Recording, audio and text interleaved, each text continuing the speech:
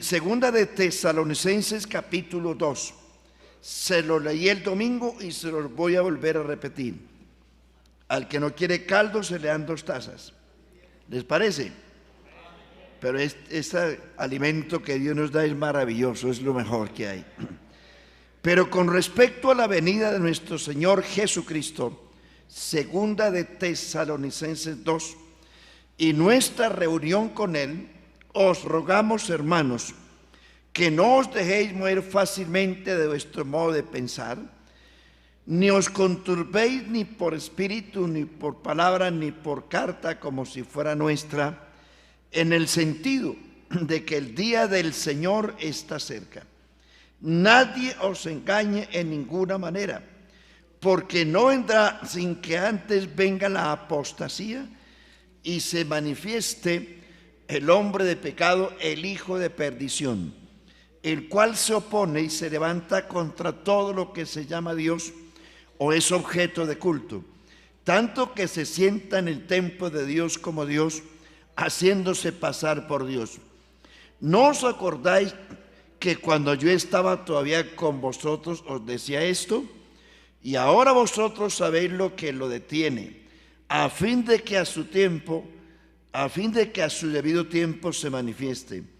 Porque ya está en acción el misterio de la iniquidad, solo que hay quien al presente lo detiene, hasta que él a su vez sea quitado de en medio. Y entonces se manifestará aquel inicuo, a quien el Señor matará con el espíritu de su boca y destruirá con el resplandor de su venida. Inicuo, cuyo advenimiento es por obra de Satanás, con gran poder y señales y prodigios mentirosos, y con todo engaño de iniquidad para los que se pierden, por cuanto no recibieron el amor de la verdad para ser salvos. Por esto Dios les envía un poder engañoso para que crean la mentira, a fin de que sean condenados todos los que no creyeron a la verdad, sino que se complacieron en la injusticia. Pero, iglesia, nosotros debemos dar siempre gracias a Dios respecto a vosotros, hermanos amados por el Señor, de que Dios os haya escogido desde el principio para salvación, mediante la santificación por el Espíritu y la fe en la verdad, a lo cual os llamó mediante nuestro evangelio, para alcanzar la gloria de nuestro Señor Jesucristo. Así que, hermanos, estad firmes y retened la doctrina que habéis aprendido, sea por palabra o por carta nuestra. Y el mismo Jesucristo, Señor nuestro y Dios nuestro Padre, el cual nos amó y nos dio consolación eterna y buena esperanza por gracia, conforte vuestros corazones y os confirme en toda buena palabra y obra. Gloria a Dios. Amén. El pasado domingo estábamos en el versículo 3. Nadie os engañe en ninguna manera, porque no vendrá sin que antes venga la apostasía y se manifieste el hombre de pecado, el hijo de perdición. Si miramos el contexto, dice no vendrá, dice el verso 2, en el sentido de que el día del Señor está cerca. Y Pablo dice, pero el día del Señor no vendrá sin que antes venga la apostasía. Les recuerdo, hermanos, esta semana les mencionaba algo. El arrebatamiento de la iglesia se llama el día de Cristo. Es el día cuando Cristo se va a encontrar con su novia y se va a unir en matrimonio con ella. Ese es el honor más grande que jamás ser humano pueda tener en la vida. Ser la novia de Cristo, eso es lo más grande que podamos tener nosotros. Pero no tanto eso, un día seremos la esposa del Cordero. Privilegio todavía mayor. Y eso no es tanto. Un día vendremos con el Señor con poder y gloria sobre las nubes del cielo. Entonces dice Pablo, no vendrá, o sea, no vendrá el día del Señor, el día del Señor. Lo segundo que les quiero recordar es que el día del Señor es el día de la ira del Señor. Hay un profeta, creo que es Habacuc, donde dice, ¿para qué queréis el día del Señor? Si el día del Señor no es día de gozo, sino de tinieblas. El día del Señor abarca 7 años, 7 años que es los 7 años de gran tribulación. Se llama el día de la ira del Señor. Ese es importante tenerlo en cuenta. Y también Pedro dice acerca del día de Dios. No es que hayan 3 dioses, no, Señor. Dios se manifestará en diferentes formas y en diferentes circunstancias. El día de Dios es el milenio. Recuerden que Jesús, porque Jesús es Dios, en 6 días creó todo y descansó el séptimo. El séptimo día es del Señor, se llama el día del Señor. En el Antiguo Testamento, el día de reposo era cada 7 días y se llamaba el día de reposo, el día del Señor para los judíos. En el Nuevo Testamento, el día de reposo se cambia por Jesucristo. Todo lo que se dijo en el Antiguo Testamento es tipología de Cristo. Cristo es el verdadero reposo. Usted puede guardar los días que quiera, pero si no se ha convertido, se estará bajo maldición. Porque no es el día lo que santifica. Quien nos ha santificado a nosotros es el Señor Jesucristo. No es el día. Hay iglesias, hay movimientos protestantes que guardan el día de reposo los sábados. Yo puedo guardar los días que quiera y ser un maldito, porque no son los días los que bendice. Hermanos y amigos, el día de reposo era una figura y una tipología de Cristo. Que estando ya presente Cristo, ya no existe un sábado para reposar, porque el Señor dice, vengan a mí todos los que estén trabajados y cansados, que yo les hago descansar. Llevar mi yugo sobre vosotros y aprended de mí, que soy manso y humilde de corazón, y hallaréis descanso para vuestras almas, porque mi yugo es fácil y ligera mi carga. En el libro de los Hebreos capítulo 4 dice el apóstol, si Josué les hubiera dado el reposo, no hablaría de otro reposo. Está hablando del reposo de la ley. Y hermanos, hay una cosa que es bien importante. Dice el Señor a Israel, por tanto juré en mi ira, no entrarán en mi reposo.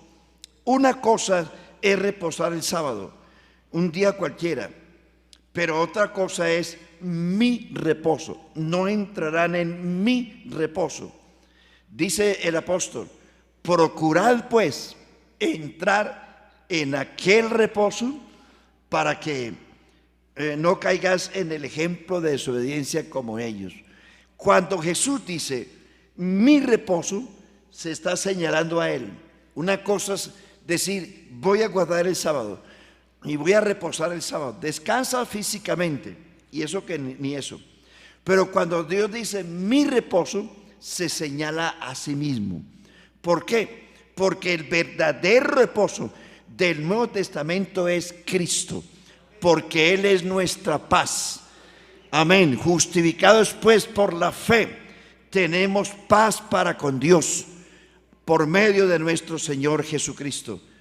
Entonces, lo que usted está viviendo, hermano, en Cristo es el verdadero reposo, porque no hay cosa más grande que haber sido perdonados. Justificados quiere decir perdonados. Fuimos hechos justos, no éramos justos, fuimos hechos justos.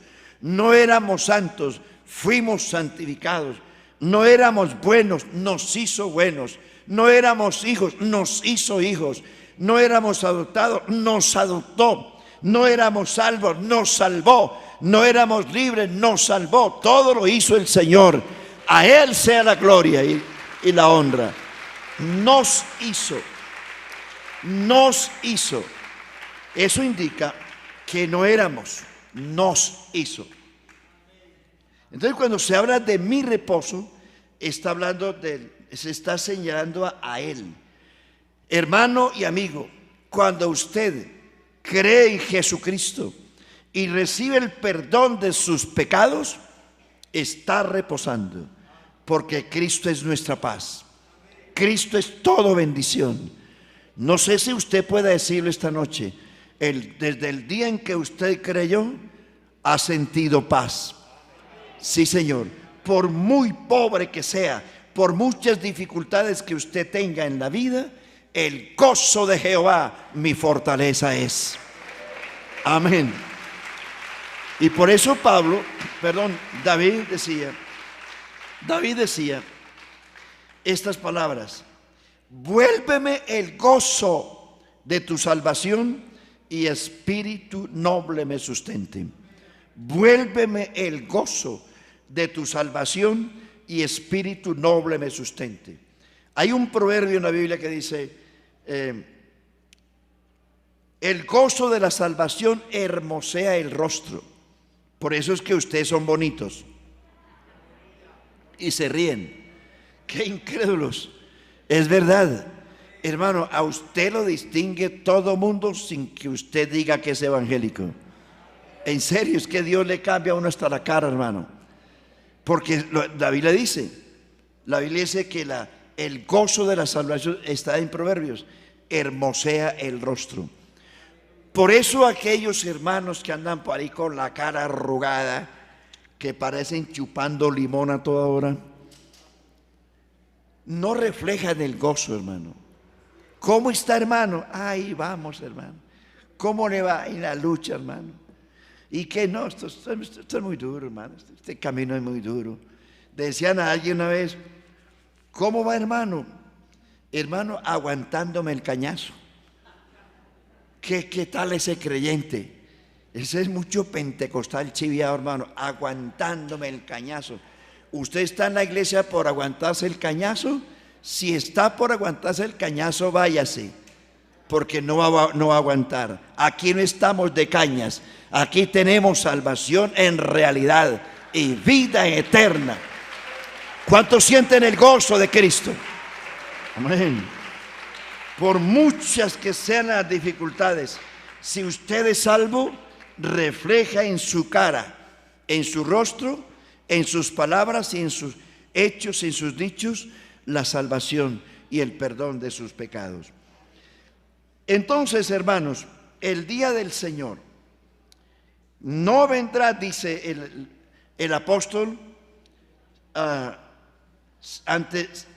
sin que antes venga la apostasía. No vendrá el día del Señor sin que antes venga la apostasía y se manifieste el hombre de pecado, el hijo de perdición.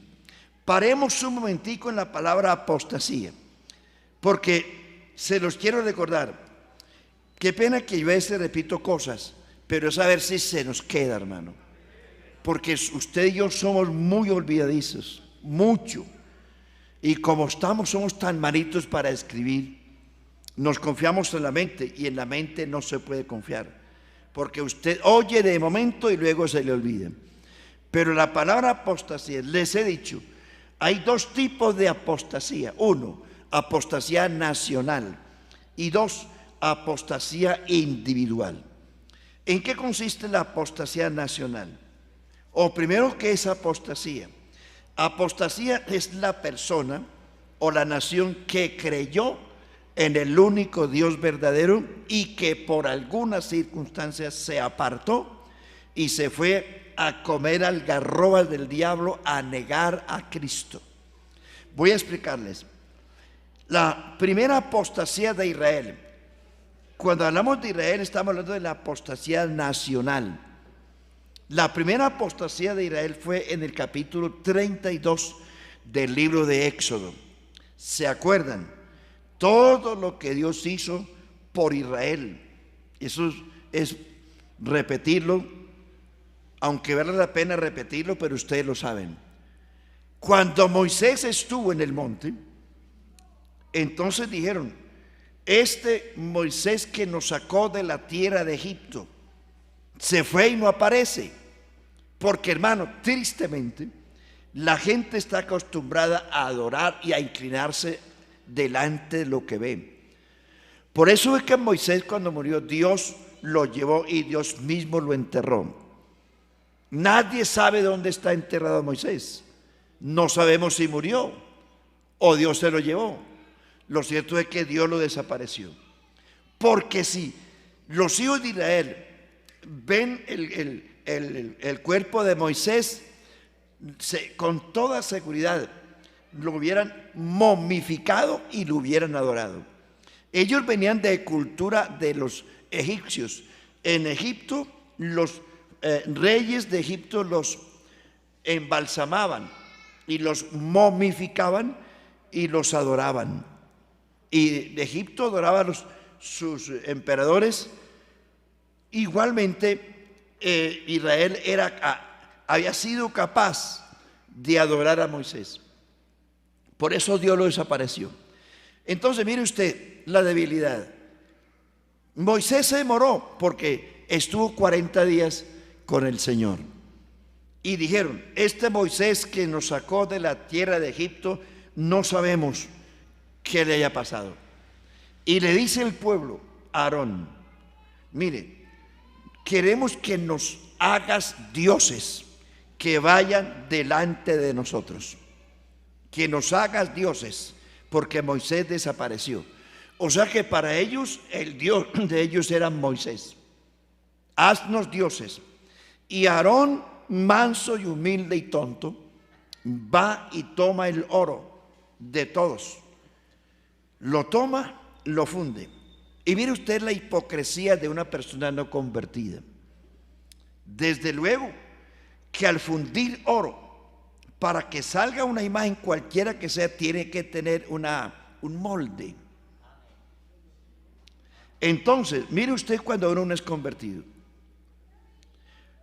Aarón echó el oro, lo fundió, y en el trasteo los israelitas traían el molde de los dioses de los egipcios. Eso ocurre cuando usted no se convierte de verdad.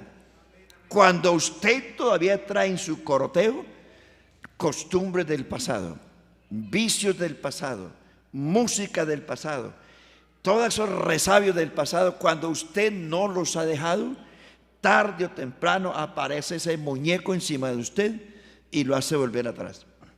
Ahí traían en el coroteo, en todo lo que empacaron el molde de los dioses de los egipcios. Cuando Moisés desciende del monte, había una fiesta. Ahí sí había fiesta. Había fiesta, un culto. En ese entonces eran fiestas llenas de orgías, de baile y de vicios. Dios le dice a Moisés: desciende porque hay un movimiento en el pueblo. Moisés pensó que era que estaban rindiéndole culto a Dios. Dios le dice: no, Señor, el pueblo se descarrió. Moisés llega y encuentra el pueblo danzando y gritando alrededor de un becerro de oro. Y Moisés toma el becerro de oro, lo volvió polvo, lo echó en el agua y se los dio a beber. Y pónganle cuidado. Moisés le reclama a Aarón: ¿qué hiciste? Mire, la gente se me desertaba y me pidieron que hiciera dioses. Y yo tomé el oro de ellos, lo fundí y salió un becerro. ¿Cómo es de hipócrita? Si salió un becerro, fue porque lo empacó en un molde. ¿Va a salir un becerro así de buenas a primeras? No, traían el molde y salió un becerro así. sencillamente. Esa fue la primera apostasía. Israel se descarrió, violó la ley sin recibirla. Y Dios les había dicho: no tendrá dioses ajenos delante de mí. Y lo primero que hicieron fue eso, fabricar dioses, y dijeron que vayan delante de nosotros. Olvidaron todo lo que Dios hizo por ellos, y ahí estaban adorando un becerro. Eso es apostasía. Más adelante, en el caso del profeta Elías, capítulo 21 del primer libro de Reyes, ustedes recuerdan el caso de los Baales, ¿se acuerdan? Capítulo, eso está en 17, 18, sí, 17 y 18 del primer libro de Reyes. Todo Israel, óigame, todo Israel se inclinó a adorar a Baal, que ustedes saben la historia. Eso es la segunda apostasía de los hijos de Israel, de lo que llamamos apostasía nacional. Todo Israel estaba adorando a Baal. ¿Se acuerdan que la esposa del rey Acab, que era una sidonia perversa, fue la que llevó al pueblo a la idolatría? Porque somos tan frágiles cuando no nos hemos convertido que cualquier bruja nos arrastra. Eso fue lo que Israel se dejó arrastrar de la esposa del rey Acab, que era una sidonia perversa. Y todo el mundo se inclinó. Y ya saben ustedes lo que pasó a consecuencia de la apostasía de Israel en los tiempos de Elías. El cielo se detuvo, no hubo lluvia, el pueblo estaba muriendo de sed y de hambre, los campos se volvieron estériles. 3 años y medio no hubo lluvia porque el pueblo se descarrió adorando a los Baales, a los ídolos mudos. Y ya sabe usted la intervención de Elías. ¿Se acuerdan de eso, cierto? Bueno, la tercera apostasía, después de la división del reino, después de Salomón, ustedes recuerdan, hasta Salomón, Israel fue una sola nación. Después de Salomón, después de que murió, aparecen 2 reyes, el uno Jeroboam y el otro Roboam. Jeroboam era un extraño, pero él arrastró el pueblo porque tenía carisma para arrastrar al pueblo, y Roboam se quedó con la tribu de Judá y de Benjamín. ¿Qué pasó ahí? La tribu del sur, el reino del sur, Judá y Benjamín, quedaron con la capital de Jerusalén, que era la capital de todo Israel. Pero entonces las otras 10 tribus que arrastró Jeroboam al norte de Israel, les fabricó dioses. Pongan cuidado a esto. Jeroboam perversamente arrastró el pueblo y les dice: mire, ya no tienen que ir a adorar a Jerusalén. Él les construyó becerros de oro y construyó altares y erigió a Samaria como la capital del centro de culto del reino del norte. La tribu de Dan y la tribu de Neftalí se prestaron para que Jeroboam construyera dioses, y les dijo: no tienen necesidad de que vayan a Jerusalén. He aquí vuestros dioses, los dioses que os sacaron de Egipto. Construyó becerros, construyó altares, hizo de todo con el fin de apartar el pueblo del Señor. Y se apartaron. Esas 10 tribus, hermano, que es importante que en otro momento hablemos de ellas. Esas 10 tribus posteriormente fueron llevadas cautivas a Siria y a Egipto. Esas 10 tribus se mezclaron, israelitas con gentiles, y nunca regresaron. Cuando fueron tomados por los sirios y los egipcios, la gente fue llevada a esos países como esclavos, y esos países vinieron y tomaron las tierras de los israelitas, y eso fue una mezcla impresionante. De ahí surgen los samaritanos. Recuerden que la mujer samaritana le dice a Jesús: ¿cómo me pides tú a mí si soy mujer samaritana? Porque judíos y samaritanos no se tratan entre sí. Entre ellos había una enemistad impresionante. No se pisaban la tierra, porque los samaritanos eran una mezcla de israelitas y de gentiles. Se mezclaron y fueron idólatras, perversamente idólatras. Esa gente no volvió. Y déjeme decirle, y le adelanto un poquito, esas 10 tribus no han regresado a la tierra. Están dispersas por todo el mundo. Eso ocurrió en el año 725 antes de Cristo. O sea que llevan más de 2000 años. Las 10 tribus de Israel, las 10 no aparecen todavía en el escenario. Por eso es que en la gran tribulación Dios va a usar a los 144,000 misioneros para ir por todo el mundo a recoger a todo Israel de todo el mundo. Porque quienes han regresado a Jerusalén es solo el reino del sur. Pero eso es extenso. Pero es importante tener en cuenta eso, porque la profecía de Ezequiel capítulo 20, Ezequiel 20, Ezequiel 36 y 37 nos habla del recogimiento de las dos naciones. Ya no serán dos, dice Dios, sino que serán una nación. Por ahora andan dos naciones dispersas. La una, el reino del norte, que muchos de ellos han regresado a Jerusalén. Pero bueno, les digo algo más. Esa gente, esa es la tercera apostasía. Se fueron a adorar dioses ajenos e Israel se apartó. Cuarto, la cuarta y la última apostasía que va a ocurrir con la nación de Israel es cuando en la gran tribulación, hermanos, en la gran tribulación, los israelitas van a hacer pacto con el anticristo. Según Daniel 9:27, dice que el anticristo hará pacto con la nación por 7 años. Al cabo de la mitad de los 7 años, el anticristo romperá el pacto con ellos.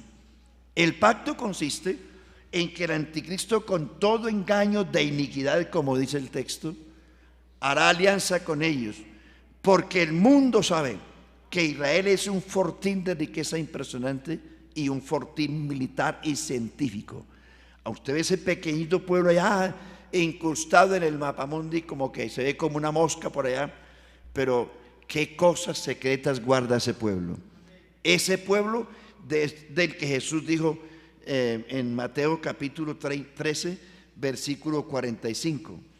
Ese pueblo la Biblia lo llama el tesoro escondido. Ahí está.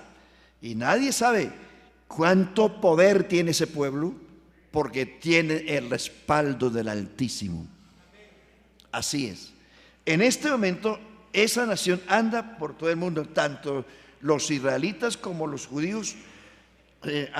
Repito, a Jerusalén han regresado solo el reino del sur y están apoderados, aunque en todos, pero faltan muchos israelitas por venir a Jerusalén, a la tierra de Israel. Eso va a ocurrir en la gran tribulación. Usted no espere que ahora van a llegar todos, no, porque está escrito que en la gran tribulación habrán 144,000 misioneros que van a ir por todo el mundo a recoger a Israel de todas las tierras del mundo. Entonces, los 3 primeros años de la gran tribulación, los israelitas van a hacer pacto con el anticristo, porque ellos esperan un Mesías, y el Mesías vino, pero no le recibieron, y siguen esperando un Mesías. Ahí es donde está el secreto. Entonces, como a Jesús no lo recibieron, Jesús dijo: yo he venido en nombre de mi Padre, no me han recibido. Otro vendrá en su propio nombre y a ese recibirán. Hermanos, 3 años y medio los israelitas van a estar rindiéndole culto al anticristo. Esa es la cuarta y más grande apostasía de la nación de Israel. Entonces, cuando eso, ahí es donde dice, no vendrá, o sea, el día del Señor no vendrá hasta que no venga el espíritu de apostasía y se manifiesta el hombre de pecado, el hijo de perdición. Eso es lo que se llama en la Biblia apostasía nacional. Nacional. Tiene que ver solo con Israel. Pero me meto ya al tema de la iglesia. Existe también la apostasía individual, que esa es la más peligrosa. La que les he dicho tiene que ver solamente con la nación de Israel. Que es importante que recordarles que la Biblia tiene sus normas de interpretación. No todo lo que la Biblia dice es para la iglesia. El 75% de lo que la Biblia dice no le corresponde a la iglesia. El 25% de la Biblia es de la iglesia. El otro 75% corresponde a otras dispensaciones que no tienen nada que ver con la iglesia. Porque Dios ha manejado en diferentes dispensaciones todo esto, y ahora a nosotros nos tocó la dispensación número 6, que es la de la gracia. Pero esta dispensación tiene su desde y su hasta. ¿Desde qué? ¿Desde dónde empezó? Desde la resurrección de Jesucristo. ¿Hasta dónde? Hasta el arrebatamiento de la iglesia.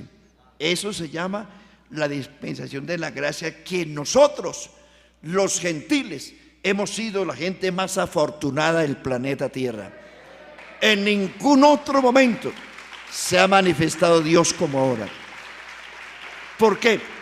Porque Dios habló de muchas maneras en el Antiguo Testamento, pero en el Nuevo Testamento, en la dispensación que nos corresponde a nosotros, ha sido Dios mismo el que ha venido en persona, ha hablado con nosotros en nuestro lenguaje, y ese es Dios manifestado en carne, llamado Jesucristo. Entonces, la apostasía individual, y ojo, que ahí sí tiene que ponerle cuidado usted a esto, ya tiene que ver con la iglesia. Y una de las señales que nos indican el arrebatamiento de la iglesia, una de ellas es la apostasía individual. Y se la voy a decir. Hechos 20:28. Anótelo. No tiene tiempo de leerlo, pero anótelo en la casa. Dice el apóstol Pablo. Me asustó. Yo pensé, dije yo, me vine a decir, se le acabó el tiempo.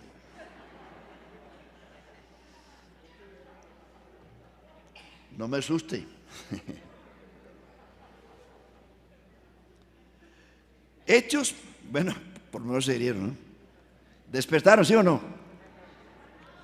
¿Tienen sueño? Digan gloria a Dios los que tienen sueño. ¿Sí ve que sí? ¿Qué? ¿Yo qué culpa? Pues sí.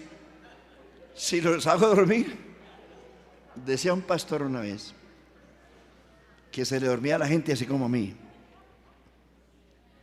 Desde la plataforma le decía al vigilante, despertá a esa gente que se durmió. El vigilante le dice, venga, despiértalo usted que lo hizo dormir. Qué chiste tan bobo, ¿cierto? Hechos 20:28.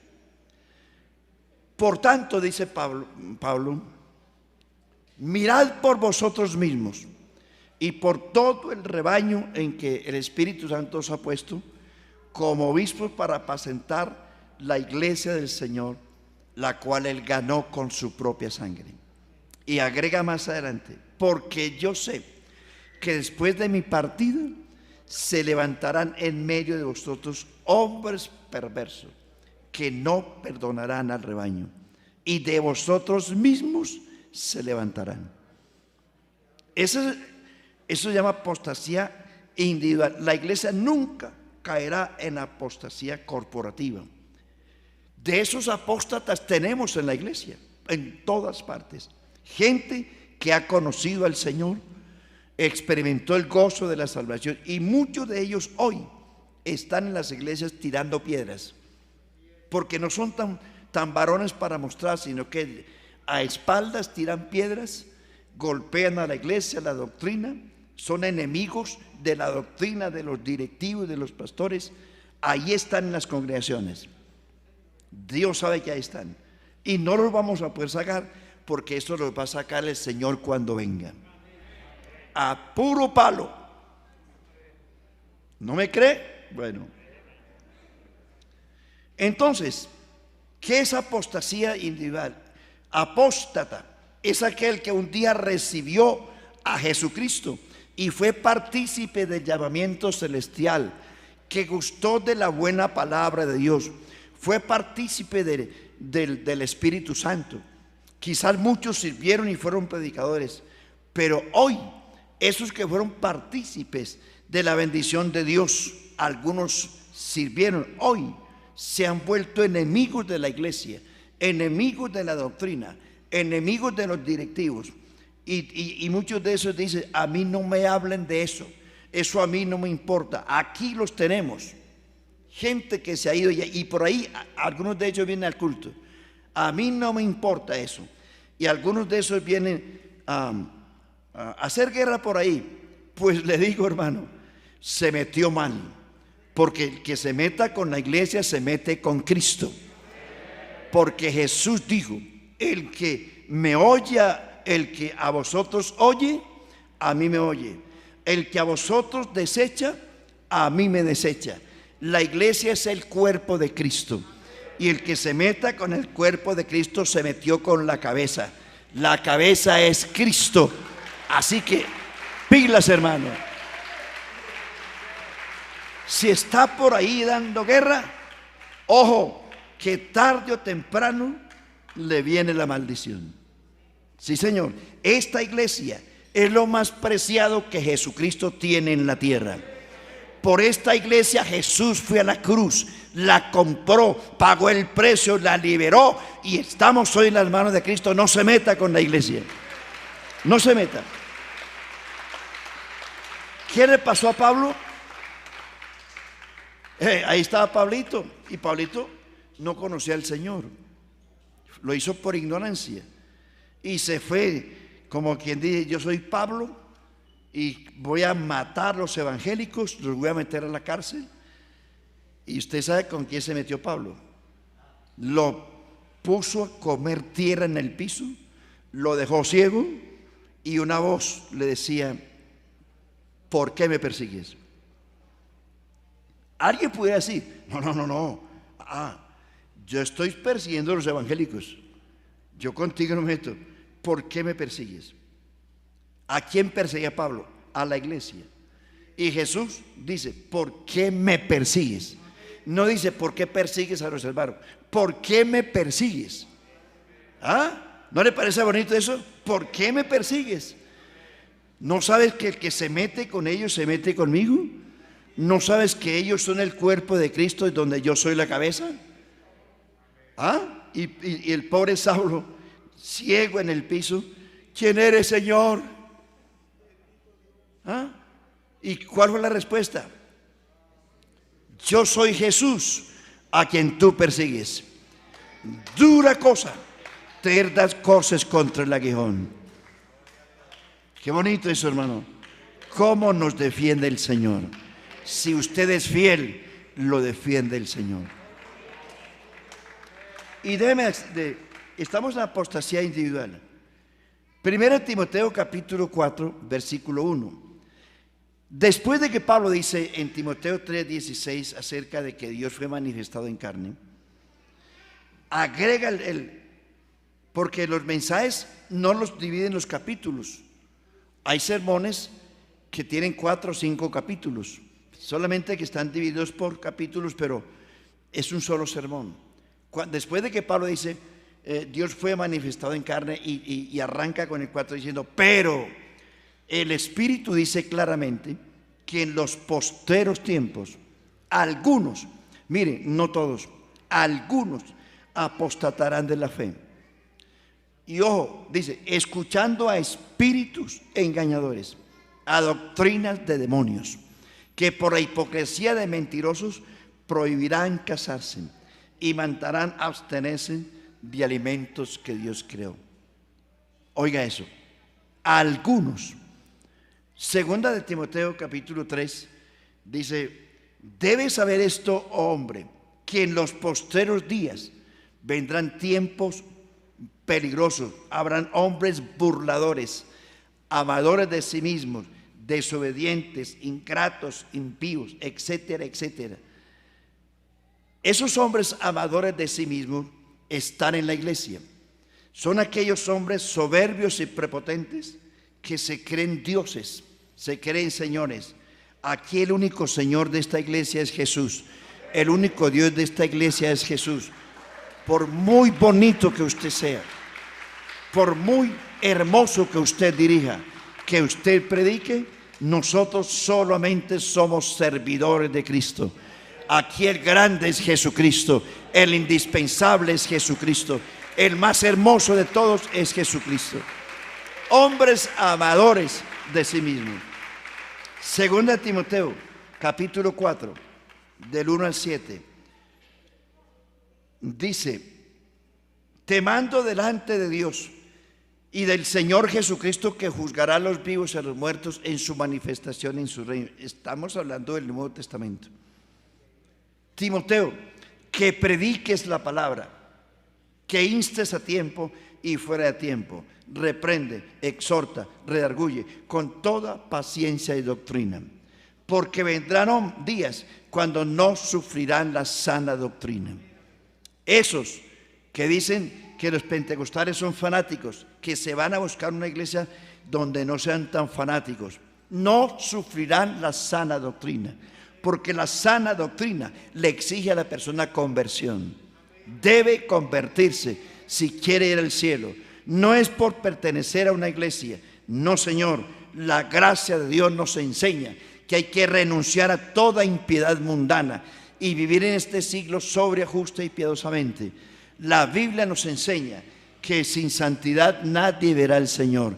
La Biblia nos enseña que hay que ser nuevas criaturas en Cristo. La Biblia nos enseña: si habéis resucitado con Cristo, buscad las cosas de arriba, donde está Cristo sentado a la diestra de Dios, porque habéis muerto y vuestra vida está escondida con Cristo en Dios.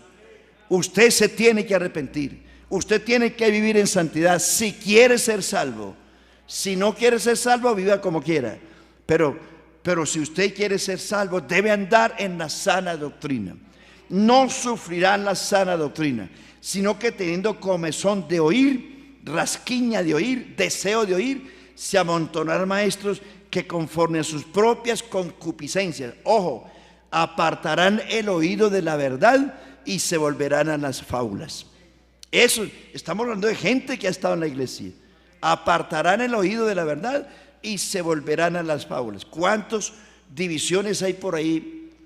¿Cuánta gente se ha salido de la iglesia pentecostal unida? Sí, señor. Le digo, en todas las iglesias que yo conozco hay pentecostales que fueron bautizados en el nombre de Jesucristo aquí. Eso indica, y con toda humildad se lo digo, que esta iglesia ha tenido la unción del Espíritu Santo para ganar gente para otras iglesias. Y lo que yo decía esta semana, pescadores en las peceras, vienen muchos movimientos, se han llevado la gente se los han llevado amargados, porque les ofrecen plataforma, púlpito, les ofrecen: véngase para acá, que aquí lo ponemos a cantar, aquí usted sí vale, usted aquí sí tiene talento, lo vamos a poner de pastor. Y gente que anda codiciando esas cosas se va a otros movimientos. Aquí sí hay verdad, aquí sí hay misericordia. Hermano, la gente que anda así nunca prospera en el camino, porque usted vino aquí no buscando plataforma, no buscando que lo pongan a cantar, que a ver, ¿qué hay que hacer aquí? No, aquí hay que hacer muchas cosas, pero primero sea salvo. Es la salvación lo que usted y yo tenemos aquí. Es por esa la que hay que luchar. Gloria a Dios. Gloria a Dios. Me voy de aquí. Yo aquí no sirvo para nada. No me usan para nada. No soy de la rosca del pastor. Piense y diga lo que quiera, hermano querido. Pero Dios nos ha usado a esta iglesia en todo el país de Colombia, y muchas gentes que andan buscando peces por ahí, que ya están listos para echar al sartén, y los hermanitos incautos: sí, me vengo para acá. No es así, hermano. La Biblia dice, no sufrirán la sana doctrina, sino que teniendo comezón de oír, se amontonaron falsos maestros que conforme a sus propias concupiscencias apartarán el oído de la verdad y se volverán a las fábulas. Pero tú, Timoteo, soporta las aflicciones. Amén. Haz obra de evangelista y cumple tu ministerio. Iglesia Pentecostal, haz obra de evangelista, cumple tu ministerio, porque Cristo vuelve pronto. No se ponga a andar por ahí como un chivo buscando donde lo reciben. Usted tiene una iglesia y tiene un pastor. Esa iglesia es el cuerpo de Cristo. Ese pastor es Jesucristo. Así que, ¿para dónde se va a ir? Eso es y si usted va a la segunda carta de Pedro, todo el capítulo 2 de la segunda de Pedro y todo el capítulo 1 de Judas está hablando de la apostasía individual. Es decir, de gente que estuvo aquí con nosotros y ahora andan como locos, diciendo: aquí sí hay amor, aquí sí hay amor, aquí sí hay perfección, aquí sí hay santidad. Hermano, no ande buscando perfección que no la encuentra. Solo Cristo es perfecto. Y aquí tenemos el más grande, el más santo de todos, el más bueno de todos. Me quedo con Él, porque Él es el camino, la verdad y la vida. Eso se llama apostasía individual. Nos quedamos en el versículo 7. No vendrá sin que antes venga la apostasía. Eso de apostasía nacional es, se cerrará ese ciclo en la gran tribulación con Israel. Pero la apostasía individual de la que le estoy hablando es de gente que está entre nosotros. Y estando entre nosotros, le tiran piedras a todo el mundo. Y no se van. Dice que la iglesia es tan mala que no. Y por ahí andan detrás de la iglesia. Ojo, iglesia, que esa es una de las señales que preceden el arrebatamiento de la iglesia. De vosotros mismos, dice, al final de los tiempos, de vosotros mismos se levantarán. Dios les bendiga.